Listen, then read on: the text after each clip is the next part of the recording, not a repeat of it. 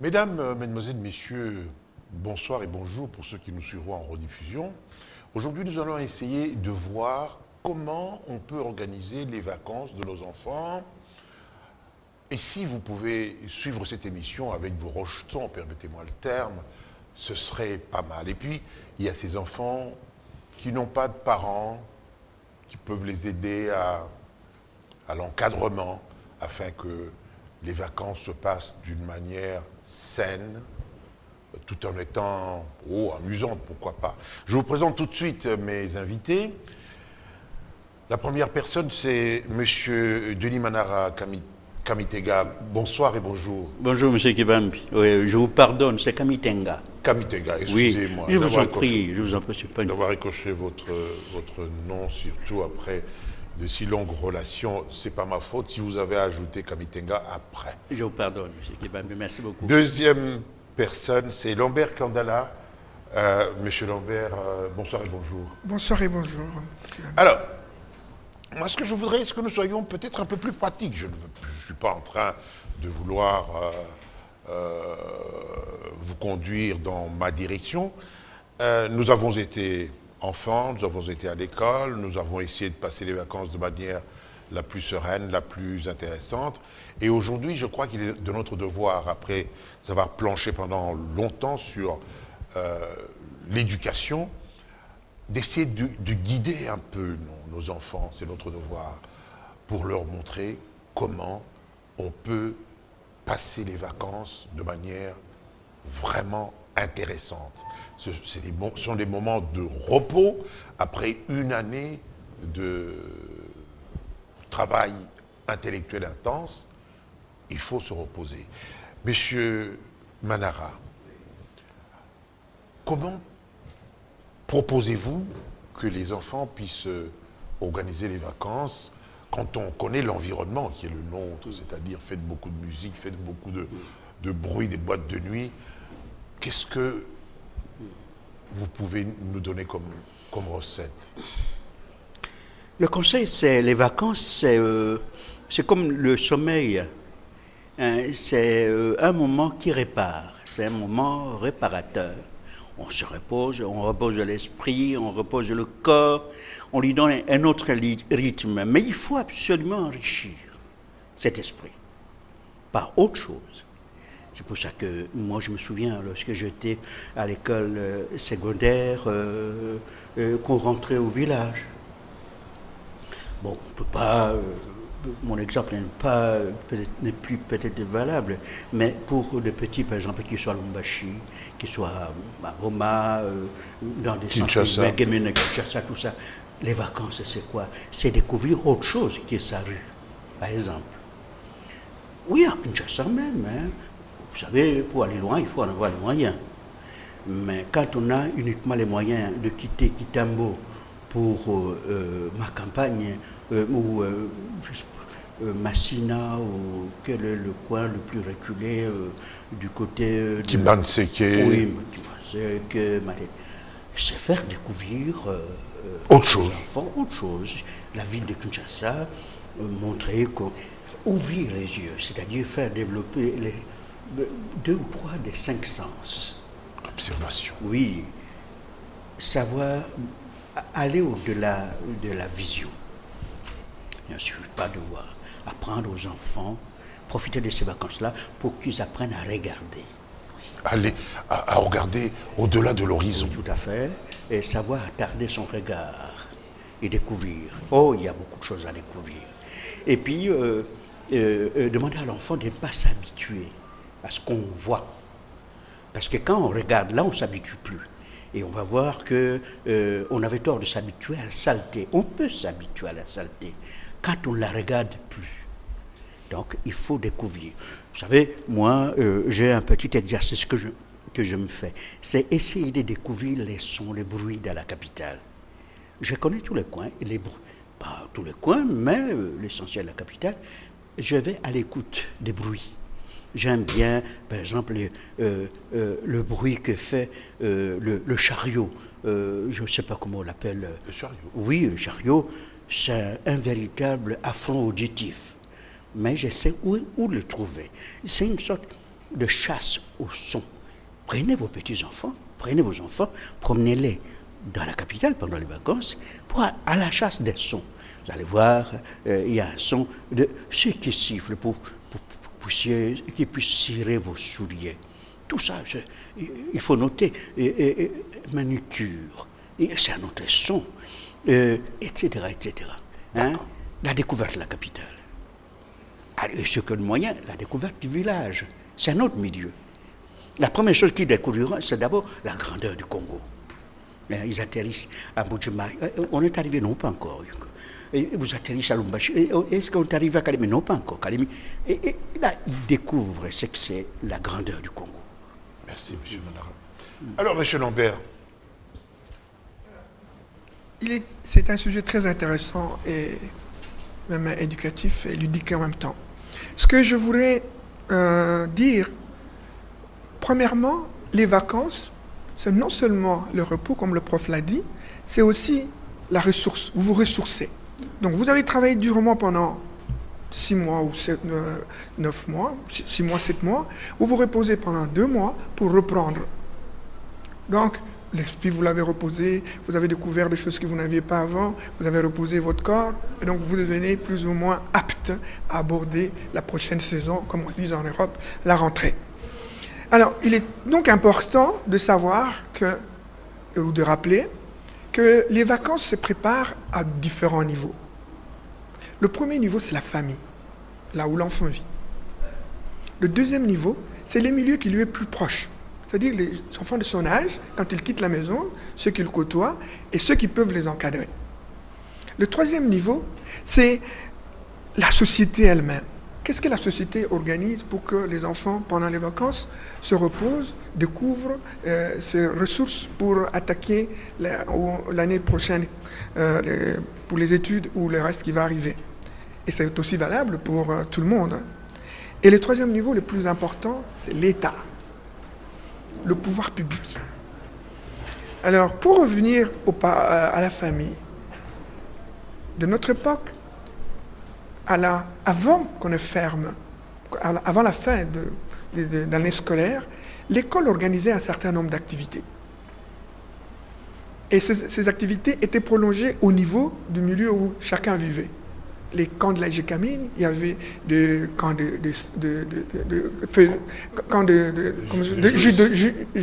plein de jeux, des camps de scouts. Il y avait tout qui était organisé. Et là, les enfants étaient encadrés, étaient entre eux et encadrés par un certain nombre d'adultes ou de personnes qui pouvaient leur apprendre un certain nombre de choses pour découvrir. Et ils quittaient la ville. C'était des retraites en dehors de la ville. Même en ville, les enfants étaient isolés. Ça, c'est donc le milieu le plus proche de l'enfant. Ceux qui ne pouvaient pas y aller, ils avaient aussi des occupations. Ils jouaient au football. Les terrains existaient. Les espaces pour les enfants existaient. Je vais vous surprendre. J'ai un ami qui est éprouvé... c'est le quartier de Télécom.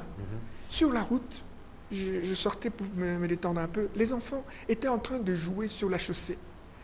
Les constructions en bas, c'est dans un ravin et leur parcelle est clôturée. Donc l'espace qu'ils avaient pour jouer au football, c'était juste l'avenue. Qu'est-ce que les enfants peuvent découvrir? Alors, quand nous venons au niveau de la société, donc cette société, on savait qu'il y avait le scoutisme, il y avait les kiros, il y avait les croisés, il y a tout ce qui venait après. Donc après la rentrée scolaire, après le congé, les études, avant la rentrée scolaire, toutes ces activités étaient organisées par la société. Maintenant, le troisième niveau, le plus important, c'est l'État, le pouvoir public, les ministères de la jeunesse. Maintenant, il y a même le ministère de la famille et enfants. Qu'est-ce que ces ministères font pour que les enfants puissent se reposer, être ressourcés, découvrir, être formés à la vie? Merci beaucoup. Si je vous ai bien compris, c'est un arrêt total des activités intellectuelles. Non, pas total, baby. Non, au contraire, pendant les vacances, on lit. On devient responsable. Et c'est pendant les vacances qu'on lit un roman qui peut-être n'est pas autorisé à l'école, à l'internat. On ne lisait pas des romans. Quand le prêtre, le père ou sous-prénatène lit un roman, il ouvrait grand les yeux, il ne comprenait pas. Mais c'est ce qu'on lit, des beaux romans, là on découvre. Non, c'est les vacances, attention, c'est un moment très dangereux parce que l'école, c'est l'encadrement, il y a un cadre dont il ne faut pas sortir. Et lorsque l'enfant va en vacances, ben, il perd ce cadre, qui est un cadre structurant. Il faut le créer à notre... Oui, il ne faut pas qu'il soit trop libre. Parce que c'est pendant les vacances qu'on peut attraper les vices que l'école, le cadre scolaire interdit. Donc, il faut lui créer un autre cadre. Oh mon Dieu. Et alors, ce qu'il a dit est vrai. Alors, dans un quartier, qui crée un cadre? L'État notamment. Une loi peut créer un cadre, réglementer les décibels. Imaginez un petit qui est dans l'arrière-pays de Bandundu, qui vient passer ses vacances à Kinshasa, qui découvre tous ces bruits. Ces gens qui boivent, crient jusque tard, empêchent les enfants. Le cadre n'est pas approprié. Les nuisances sonores. Les nuisances sonores. L'État peut réglementer ça. Donc, il peut créer ce cadre. Il y a autre chose, c'est il ne faut pas laisser l'enfant aller voir ceux qui fument, d'autres enfants qui fument les chambres. Donc, qui ont déjà des vices chevillés au corps. On protège l'enfant. Donc, il faut veiller. C'est la sécurité morale, c'est la sécurité physique. Il peut recevoir des coups. Donc, il y a des endroits où il ne faut pas que l'enfant aille. Donc, il quitte un cadre strict, mais il faut qu'il trouve un autre cadre qui n'est pas aussi strict, mais qui est quand même, qui reste quand même structurant, qui ne permet pas à l'enfant d'aller plus loin. Bon, écoutez, il faut savoir profiter de ses vacances. Oui, les organiser. Oui, et j'ai envie de dire, il ne faut pas vous reposer idiot. Lisez beaucoup. Et même les tout petits, malheureusement, où sont les bibliothèques municipales? Il n'y en a pas. C'est ça qui est dramatique. À l'époque coloniale, il y en avait. Il y avait même des bibliothèques ambulantes. Moi, je me souviens. Et on n'a pas de revue pour enfants. C'est le moment de faire lire à ces petits-enfants la bande dessinée qu'on n'a pas à l'école, ou qu'on ne peut pas lire. C'est pendant les vacances qu'on peut profiter. C'est pendant les vacances qu'on va au théâtre, qu'on va au cinéma. Et le cinéma, on n'a pas le temps pendant l'année scolaire. Donc, l'école, et là, c'est vrai, elle a été organisée par l'État, mais les vacances doivent... Il y a une part de responsabilité de la société dans l'organisation de ce nouveau cadre où doivent se passer les vacances. C'est l'État qui doit organiser des espaces pour promener l'enfant, les enfants. Apprendre un enfant à être généreux, nourrir les pigeons, comme en Europe. Quel plaisir accompagner ces petits-enfants pendant les vacances autour d'une fontaine où il y a des millions, j'exagère, des dizaines de pigeons. Et vous apprenez à un enfant à protéger la nature. Notre zoo est pratiquement orphelin. On a tout mangé. On a tout mangé. Moi, je me souviens, dans les années 70, on allait voir le zoo, il y avait des chimpanzés. On a tout mangé, y compris les serpents. Alors que... il y en a quand même quelques-uns. Oh oui, ouais. C'est là on passait. Un petit Quinois qui va chez lui, dans l'arrière-pays, c'est le moment de lui apprendre, lui montrer c'est quoi une forêt. Au Katanga, par exemple, c'est quoi une forêt étagée? Hein? Tout ça, ce sont de... Une savane boisée. Oui, une savane boisée. Et moi, je me souviens, j'avais amené des petits Parisiens dans notre village natal. C'est incroyable. Ils ont découvert ce que c'est une forêt primaire. Oh, c'est ça la forêt. On est au sommet d'une monticule et on entend de là le clapotement des eaux et le calme, la moiteur de la forêt équatoriale. À côté, il y a un gros serpent qui n'est pas méchant, il ne faut pas le déranger. Mais tout ça, il faut découvrir. En fait, les vacances sont des moments où on quitte un peu, disons, cette organisation classique, oui, pour découvrir autre chose, parce que la vie, c'est pas seulement l'école. Mais il ne faut pas, ce n'est pas un laisser-aller, il ne faut pas trop relâcher. Il faut encadrer. Ce n'est pas cette succession. Et il vient de parler des scouts. Nous, on a connu ça. Dès que vous arrivez au village, vite, vous êtes récupéré par ces mouvements de jeunesse. Vous allez dans la forêt, vous apprenez comment secourir, comment être poli. C'est pendant les vacances qu'on apprend, qu'on complète ce qu'on a reçu de l'école. Et vice-versa, l'école et la maison, c'est complète. Très bien. Monsieur Condé. Moi, je voudrais aborder ce problème sous un autre angle. C'est lequel? C'est les témoignages. Pour que ceux qui nous suivent, hein, les plus jeunes, ne réalisent que ce que nous disons a existé. Et bel et bien existé. Et nous en sommes des bénéficiaires. Moi, personnellement, j'ai eu la chance de naître à Sandoa, on peut appeler ça village, mais c'est un territoire, et de venir en ville juste au début de l'indépendance, pendant un temps. Évidemment, les niveaux étaient différents. Mon frère était en politique et tout ça, qui remplaçait les Blancs. Mais la première fois que je rentre au village, nous sommes bien en 85, 86 par là. Mais c'est une découverte. Oh, 65, 66. C'est une découverte, vous ne pouvez pas vous imaginer. La première des choses, parce qu'il faut apprendre. Ouais. Mon père dit, il me parle en Tchokwe. Je lui réponds en Swahili. Il dit, quand tu étais en ville, là, chez ton frère, je ne pouvais pas réagir. Mais maintenant, tu parles Tchokwe. J'avais oublié, hein, pour 4-5 ans. Parce que dans les milieux, on ne parle que ça. Eh bien, il m'a pincé les oreilles et il a attiré mon attention. Tu n'oublieras jamais les Tchokwe. Mais quel milieu! Vous êtes... Le matin, vous pouvez vous réveiller, vous allez à la rivière. Avec tout le monde, vous vous lavez. Tous les milieux confondus. Ça, c'est les vacances. Ce sont les vacances au village. Et quand vous arrivez en ville, à l'époque, comme j'ai dit, les activités étaient organisées. Et l'État y contribuait. Vous comprenez? Au niveau de la famille, c'est même l'État qui les organise. Oui, au niveau de la famille, on vous dit, attention, l'école est terminée. Les contraintes de vous réveiller tous les matins sont terminées. Vous devez vous laver, préparer votre cartable, faire vos devoirs, ça c'est fini. Maintenant, vous devez vous amuser. Avec les autres de votre quartier, vous cherchez des endroits où aller. Vous jouez au football, tout ça existait. Et à Kinshasa, je suis arrivé à Kinshasa au niveau universitaire, même là, ça a été beaucoup plus impressionnant qu'à Lubumbashi, parce que les excursions existaient dans cette ville. Des bus entiers, aller à Nsélé, aller à Maluku, avec des enfants. Les parents cotisaient pour que les enfants aillent découvrir ce que nous disons là. Ils vont au fleuve, ils regardent ce que c'est, un petit casse-croûte on donne à l'enfant. Et donc toutes ces choses existaient et il faut y faire attention et revenir dans la mesure du possible que le pouvoir public songe à ça. Ça va permettre à ce que l'éducation redevient de plus en plus saine. Et je vais terminer par la fikine. Mais c'était un moment extraordinaire. Tous, après la session, on se battait pour aller à la fikine. Il fallait voir les parents venir avec les enfants. Ils vont dans des stands agricoles, miniers, tout ce qu'il y avait comme activité. Après, on échoue au parc d'attractions avec les Moambé et tout ça. Donc, c'est pour dire que les vacances, c'est vrai, des repos, ressources, mais aussi la découverte de nouveaux horizons. Parce que là, les enfants, ils étaient tissés d'amitié. Et pourquoi les Blancs donnent beaucoup d'importance aux vacances? Vous les trouvez en île Maurice, par exemple. Vous ne pouvez pas vous imaginer. Hein.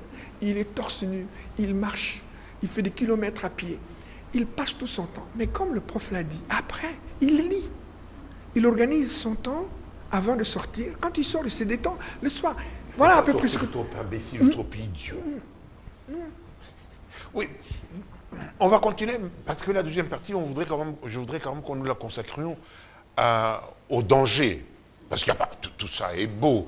On a connu des amis qui, en voulant trop se dépayser, ont commis des erreurs qui ont fait qu'ils ont échoué leur scolarité. Donc, il y a tout ça à découvrir, toujours sous encadrement des adultes, parce que si vous laissez les enfants trop libres, il y a des choses qui ne sont pas permises, qui risquent d'arriver notamment aux jeunes filles. Donc, encadrement, dépaysement, pour reprendre des forces, afin de revenir à l'école avec une tête bien reposée, pas complètement reposée, puisqu'il y a cette lecture, il y a ces théâtres qu'il faut aller voir pour continuer quand même à dire à l'esprit, il ne faut pas trop dormir, parce que le devoir vous attend, M. Manara. Oui, M. Kibam. Ne soyons pas abstraits, ne rêvons pas beaucoup, parce que on ne fait pas de politique. notre époque n'est pas celle de nos petits-enfants. Non, parce que nous, les vacances, c'était... on quittait cette structure-là, on rentrait au village ou dans son quartier, et on vous regardait comme quelqu'un qui rentre, qui vient en vacances. Mais moi, je me souviens quand j'arrivais, ma mère regardait mes doigts. Mes doigts étaient différents des autres. Oui. Ma façon de parler. Et là, je découvrais c'est quoi une famille étendue. C'est l'occasion de voir des oncles. Toutes les vacances, vous ne les passez pas dans votre village. Vous allez aussi dans le village de votre maman, chez vos oncles. Et la façon de vous accueillir là-bas est tout à fait différente de la façon dont vous avez été accueillis chez vous. Il y a les blagues des femmes de vos oncles qui se présentent chacun en disant « c'est moi votre fiancé, c'est moi votre femme ». Et vous ne comprenez pas. Moi, le mari de cette femme, vous commencez à vous énerver, maman vous dit non, il ne faut pas vous fâcher, c'est votre femme, c'est la femme. Alors, vous apprenez, vous comprenez c'est quoi une famille élargie. Et vous apprenez aussi des choses. Moi, je me souviens, on allait à la pêche ou à la chasse. C'est là, au terme de la chasse, à la battue, on passe une semaine en train d'attraper des gibiers en pleine forêt équatoriale. Mais quand vous attrapez un gibier, vous devenez un adulte. C'est pendant les vacances d'ailleurs qu'on était circoncis. Et la circoncision, c'est un passage pour devenir adulte. C'est la période où on entrait dans le bois sacré.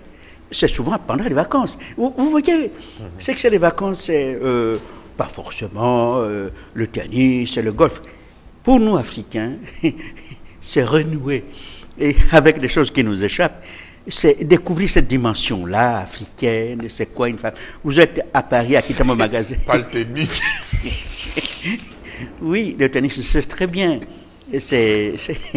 Mais il n'y a pas, il y a mieux que ça pour les petits Africains, aller au village, voir Tantine. Découvrir il y a les peurs, parce que j'allais aussi à la chasse. Savoir maîtriser les peurs, parce que quand vous allez là-bas, vous devinez les serpents qui vont vous mordre et tout ça vous essayez de... Et vous comprenez, il y a une chose qui m'étonne, il faut que les petits Congolais qui sont dans des capitales comme celle-ci aillent dans des villes moyennes ou au village pour voir... autre chose, tiens. Autre chose. Le silence. Le cas de la mort, par exemple. La mort, ici, telle qu'elle est vécue par les tout-petits, ce n'est pas la mort que nous voyons au village. Le mort est sacré. Tandis qu'ici, moi j'ai vu des enfants autour du cercueil. Chose qu'on ne peut pas. Et ça, ce n'est pas le Congo. Hein. Ça, c'est le Congo minoritaire.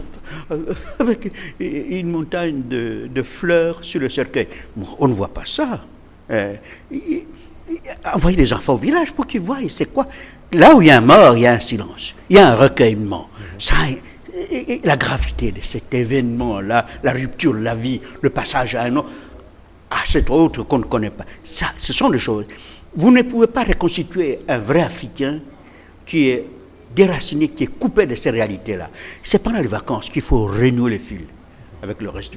Bon, ce que vous dites là, c'est vrai, aller en vacances, ce n'est pas la liberté. Hein, Encore moins le libertinage. Oh, libertinage. Alors, c'est goûter pour la première fois. Oui, il y a ces petites virées. Moi, je me souviens, oui, c'est pendant les vacances que pour la première fois, on devient ivre. On apprend à boire un verre de trop et on devient ivre. Et on se jure de ne plus toucher à l'alcool. Moi, je me souviens, le premier jour, mon père m'a dit, vous avez vu. Et c'est vrai, j'étais ivre et j'ai juré ce jour-là de ne plus boire. Et c'est la première fois une taffe.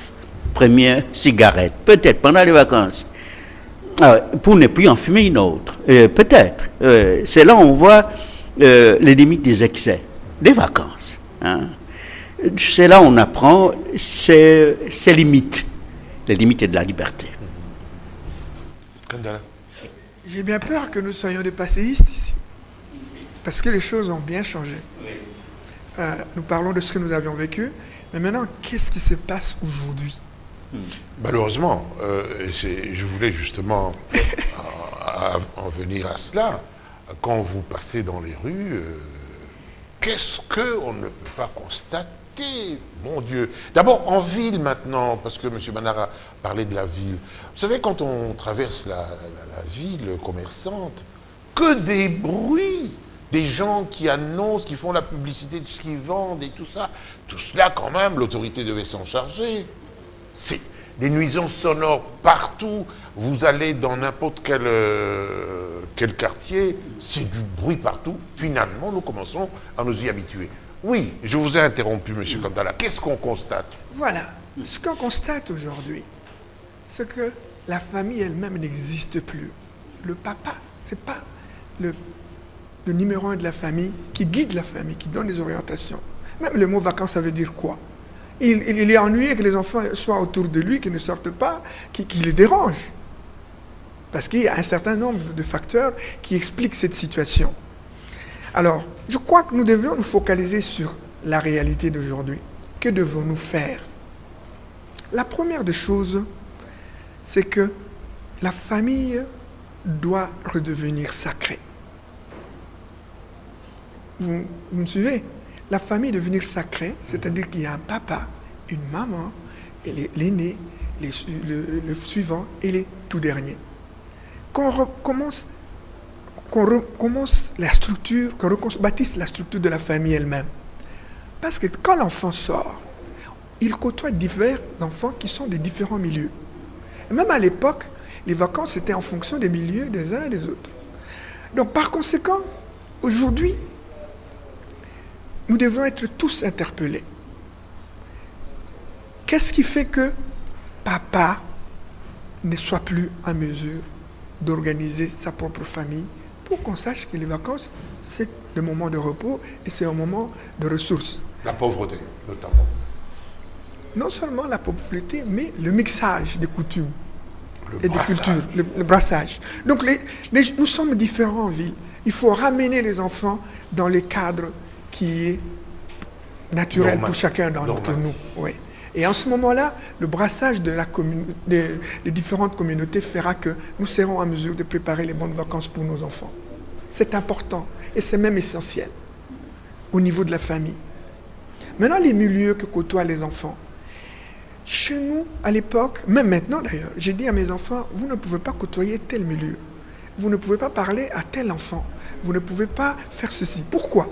Parce que, ayant connaissance de vers qui ils vont, si je n'attire pas leur attention, ça risque de poser problème. Et on ne contrôle pas quand les enfants sont entre eux. Et les enfants, ils ne se font pas de cadeaux. Hein. Si c'est un milieu brutal, votre enfant ne sait pas se défendre, eh bien, les autres ne lui feront pas de cadeaux. Hein. Du coup, vous verrez que l'enfant change à la maison. Oui, M. Kandala. Ouais.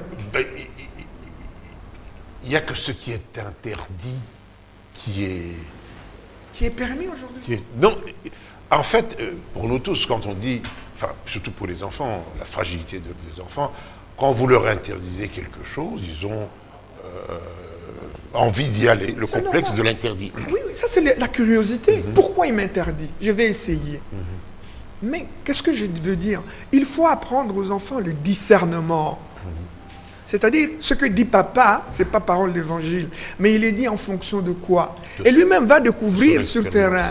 Papa me dit quelque chose qu'il a vécu et il sait pourquoi il me l'a dit. Il peut contester. Pour dire, c'est tout à fait normal.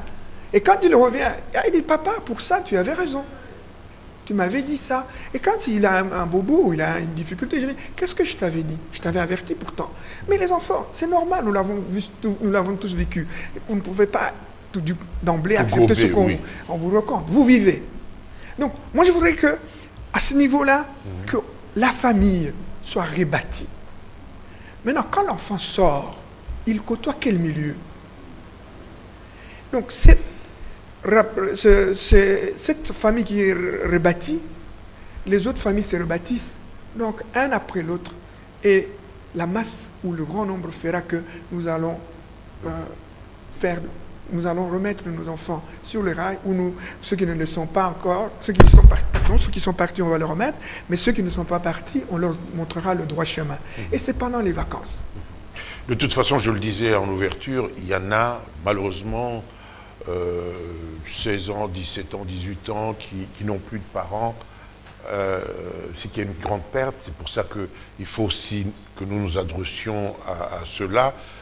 Et je voulais d'abord dire à ceux qui ont la chance d'avoir des parents qui leur disent de ne pas faire ceci ou de ne pas faire ça, il faut qu'ils se disent qu'ils ont beaucoup de chance, parce qu'il y en a, il y a des enfants qui sont tout seuls abandonnés à leur triste sort. C'est à cela aussi que nous nous adressons, Monsieur l'Honorable. On ne peut pas parler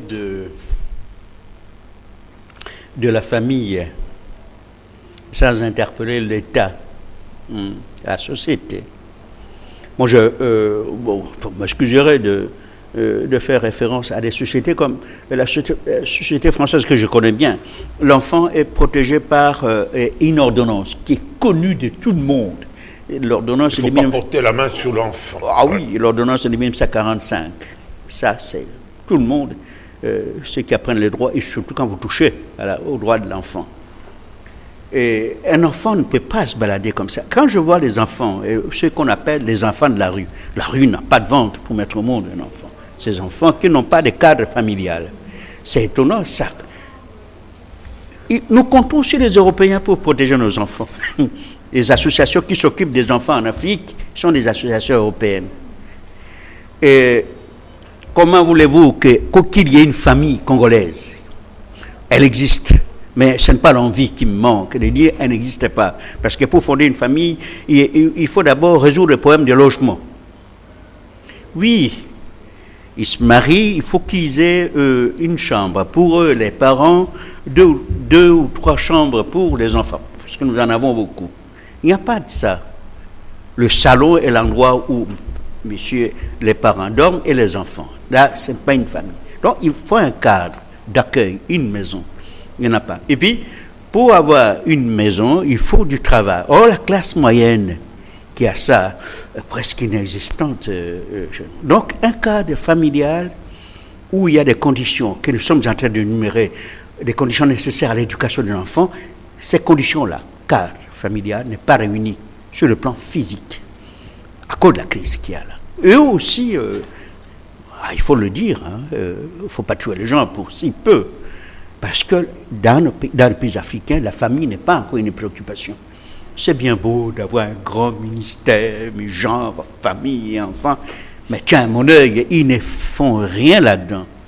Parce que la famille, les Européens qui viennent en vacances en Afrique, c'est que les surprend, c'est l'indifférence des gouvernements locaux vis-à-vis des drames des enfants. Voir des enfants courir la rue, même dans nos cités. Écoutez, moi, quand je me promène dans la cité et que je vois des petits Congolais s'érouler sur les sables à 16h, 17h, à cette heure-là, les petits Coréens sont en train de faire les exercices de mathématiques. Les Congolais... Pour le sport. Ah oui, tout à fait.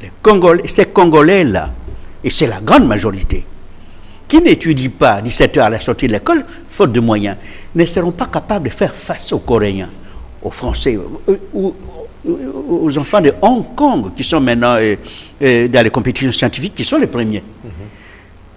Pourquoi? Parce que les parents sont pauvres. Quand on est pauvre, on n'a pas de logement, on est incapable même d'acheter un lit pour l'enfant.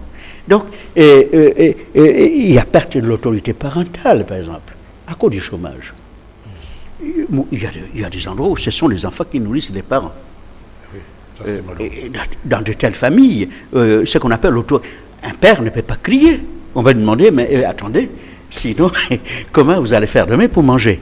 Si vous commencez, oui, tout à fait. C'est l'inverse. Ce sont les enfants qui commandent.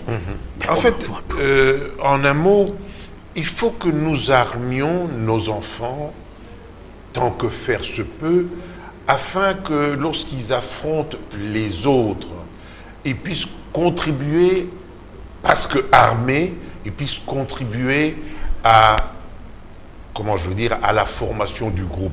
Parce que si les enfants se rencontrent entre eux et qui n'ont pas un bagage intéressant, ils risquent de ne se raconter que des bêtises pendant les vacances. Il va enrichir ces discours. Si le gouvernement était responsable face à la jeunesse, quel type de vacances le gouvernement aurait pu financer? C'est de prendre les petits qui sont du Bas-Congo, les envoyer passer les vacances à Sandor. Boum, de camions 200, les envoyer à Ouvira. Et vice-versa, ceux qui sont à Ouvira, les envoyer à Libengue ou à Gemena. Qui sont à Kasumbalé, c'est les envoyer, etc., etc. Et comme ça, les enfants prennent conscience de l'éducation civique, c'est-à-dire l'unité nationale. Ça, c'est... Et c'est pendant les vacances, par exemple. Le gouvernement devrait avoir des programmes pour apprendre aux enfants à avoir les mêmes chansons. Vous savez que les petits, tout français connaît, il y a des chants, des chansons qui sont communes à tous les Français parce qu'ils les ont apprises, ces chansons, pendant les vacances. Il y a des chansons, par exemple, la danse du canard. Quelle est ces Français? Dès qu'on chantonne ça, tous les Français se mettent debout. Parce qu'ils ont appris ça tout petit.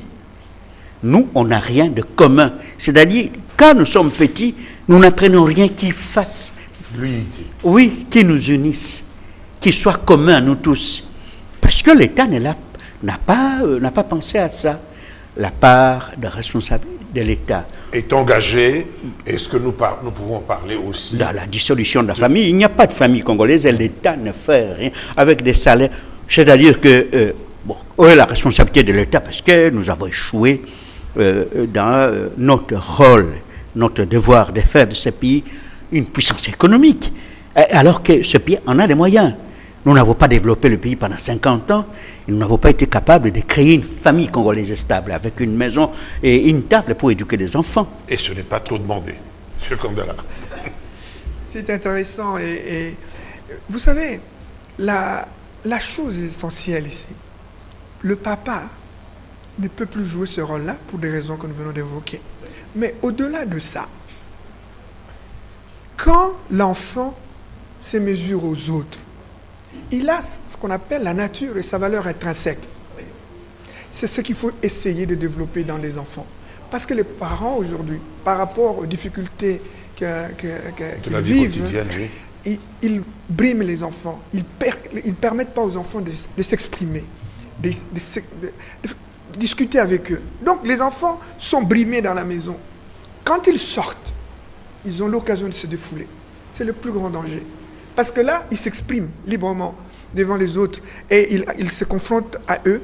Comme il n'a pas été préparé pour, dans sa famille, il n'a pas de liberté d'expression. Il ne sait pas qu'est-ce qu'il doit faire, quand faire, quoi dire. Même aborder son papa, on appelle les papas des shérifs et tout ça.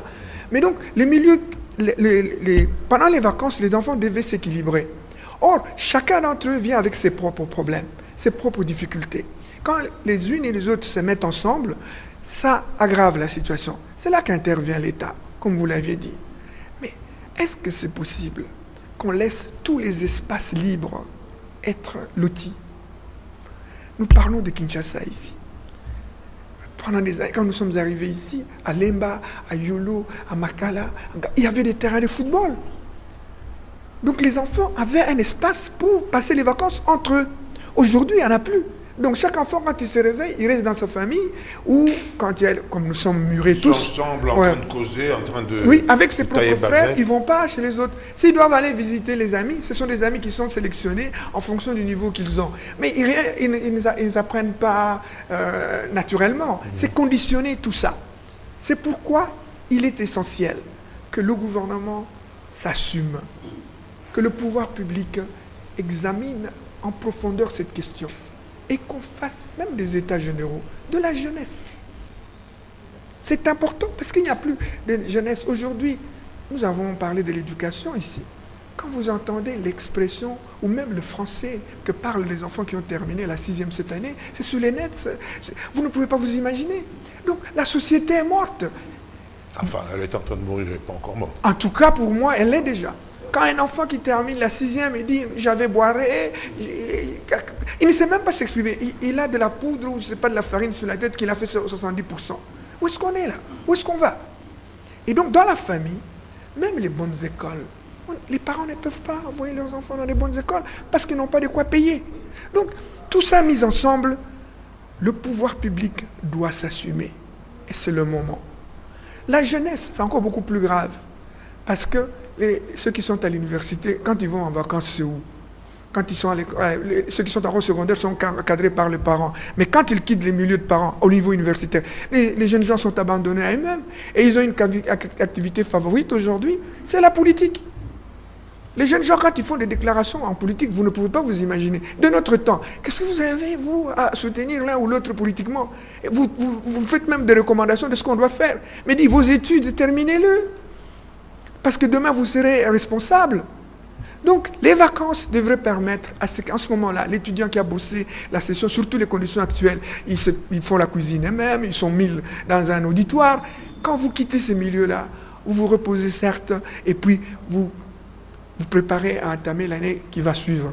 Donc, le problème est très sérieux, et il faut qu'on le prenne à bras le corps. Oui, en attendant tout cela, dire aussi aux enfants que, bon, dire que la société est morte, moi, je ne suis pas d'accord, parce qu'il y a encore de l'espoir. Dire que nous comptons sur eux, sur leur bon comportement, parce qu'il y a beaucoup de risques pendant les vacances. On risque de se faire emporter dans les boîtes par des mauvais esprits, et on risque de couler avec les mauvais garçons, de couler avec les mauvaises filles. Tout cela est question de personnalité.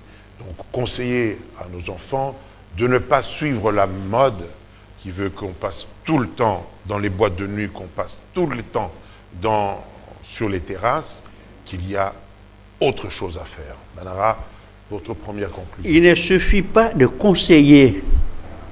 Il faut accompagner les conseils par des actions concrètes. Ce n'est pas à coup de kalachnikov. Il ne faut pas tuer le koulouna. Non, on ne tue pas. Il faut éduquer, il faut prévenir. Une société qui ne fait rien pour sa jeunesse, finit par laisser s'engendrer ce type d'individus, aussi dangereux que ceux que nous appelons les koulounes. Donc il y a une part de responsabilité de la société. Absolument. Quand il dit que la société est morte, il n'a pas tort. Parce que la famille, qui est le fondement même de la société, est attaquée à ce point. Il n'y a plus d'autorité. Il n'y a plus de structures et de discours structurants dans la famille. Or, c'est la famille qui est l'usine qui produit les membres d'une société. Quand la famille est atteinte, je ne vois pas en quoi la société sera en bonne santé. Donc, ça, c'est important. Il ne suffit pas de conseiller. Il faut que... Et ceux qui mettent au monde les enfants, donc les parents, et l'État qui accueille, qui organise la société, que chacune de ces deux parties-là prenne ses responsabilités. Ce pays a un chantier important. C'est la création d'un autre homme. Ça, c'est l'objectif. Il faut un autre Congolais. Et cet autre Congolais est créé à la fois par la famille et par l'État, qui doit aider la famille et qui doit prendre en charge le travail de création de cet autre Congolais, à l'école et en famille. Bon, pour terminer, disons simplement, il ne faut pas désespérer. Et le Congolais est là, il n'est pas unique, et il est double. Il est celui qui est en ville, qui est minoritaire d'ailleurs, et celui qui est à la campagne, qui ne connaît pas les affres de la ville. Donc, il y a encore beaucoup d'espoir. Travaillons beaucoup pour faire de ces Congolais l'outil, le rempart pour booster l'avenir et envisager la grandeur du Congo avec beaucoup plus de conviction et de sérénité. M. Komdala, quand vous dites que la société est morte, ça veut dire que bientôt les Koulouna vont dépasser, le nombre de Koulouna va dépasser le nombre de citoyens Non, M. Kibambi, les Koulouna sont à tous les niveaux. Les Koulouna sont à tous les niveaux. Ne parlez pas des Koulouna qui agressent les gens, qui tuent, qui volent. Mais les Koulouna sont partout et à tous les niveaux. Quand vous êtes dans un bureau, le stylo qu'on vous donne pour travailler, vous l'emportez. Vous prenez du papier, vous amenez chez vous. Vous n'êtes pas Koulouna. Vous n'êtes pas Koulouna. Vous détournez le carburant, vous faites tout ça. Donc c'est à tous les niveaux. Ouais. Les antivaleurs ont pris les dessus sur les valeurs. Ce que je voulais dire, moi, en conclusion, c'est une chose qui est essentielle. On a beaucoup parlé de la famille, mais on n'a pas parlé de l'école. L'école qui prépare les enfants. Nous avons consacré plusieurs émissions. Dans cette conclusion, l'école aussi doit jouer son rôle. Parce que quand vous dites que les enfants vont dans les boîtes de nuit, c'est combien d'enfants qui vont dans les boîtes de nuit? Et ce sont des enfants de qui vont dans les boîtes de nuit? Qui roulent grosse carrosse ici, qui tuent les enfants sur la rue. C'est le Koulouna, ça. Par rapport à ceux qu'on tire dessus, on arrête. Mais les vrais Koulouna, ce sont ceux-là qui sont un danger public. Les enfants vont dans des boîtes de nuit avec des bouteilles de whisky distribuées à tout le monde. Mais attendez, donc, il faut qu'on arrive à identifier les problèmes à tous les niveaux et qu'on s'y attaque. Ça, c'est ça ma conclusion. Voilà, mesdames, mesdemoiselles, messieurs, chers enfants, chers petits-enfants, faites attention à tout ce que nous venons de dire. On n'a peut-être pas une société apocalyptique, mais on a dit que la vérité, et je crois à tous les niveaux qu'il faudrait que nous puissions prendre cette réalité en face afin de nous y attaquer. Plus elle serait grande, plus elle serait dangereuse, plus il faudrait des armes redoutables pour affronter ces affres qui nous attendent, dans lesquelles d'ailleurs nous vivons. Merci d'avoir suivi ce numéro. Nous reviendrons sur les vacances la semaine prochaine pour attirer l'attention des uns et des autres, des parents. Je vois maintenant que ce sont plus les mamans qui assurent le quotidien dans les familles, alors que c'est le père qui devait assurer le quotidien, parce qu'il y a des parents qui ne peuvent pas rentrer pendant que les enfants sont encore debout, craignant qu'on leur demande l'impossible. Tout ça, ce sont des inversions auxquelles il faut faire face, qu'il faut attaquer, mais alors de front, et nous en sortirons vivants, mais pourvu qu'on voit la vérité en face et qu'on s'y attaque. Merci donc, et à la semaine prochaine.